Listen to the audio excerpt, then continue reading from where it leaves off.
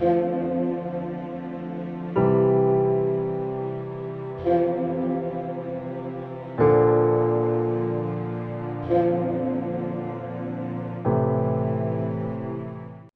مقدس سے ہمارے لیے آج کی تلاوت رسولوں کے اعمال اس کے 5ویں باب کی 34ویں سے 42ویں آیت تک۔ مگر عدالت عالیہ کے جمیلیل ایک فریسی نے جو عالم فقہ اور سب لوگوں میں معزز تھا، اٹھ کر حکم دیا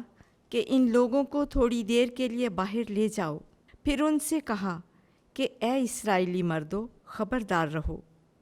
کہ تم ان آدمیوں کے ساتھ کیا کیا چاہتے ہو، کیونکہ ان دنوں سے پہلے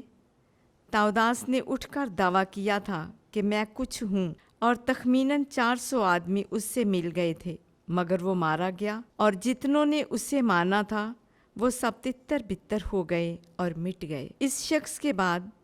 اسم نویسی کے دنوں میں یہودا جلیلی نے اٹھ کر لوگوں کو اپنی طرف کر لیا،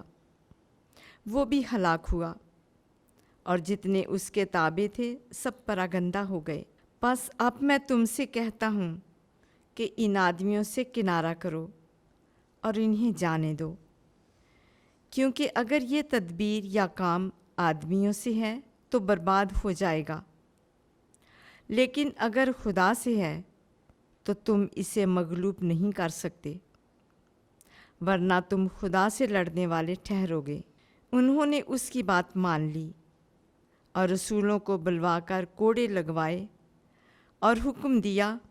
کہ یسوع کے نام سے ہرگز بات نہ کرو، اور انہیں چھوڑ دیا۔ پس وہ عدالت عالیہ سے خوشی کرتے ہوئے چلے گئے کہ ہم اس نام کی خاطر بے حرمت ہونے کے لائق ٹھہرے ہیں، اور وہ ہر روز ہیکل میں اور گھر گھر یہ تعلیم اور بشارت دینے سے باز نہ آئے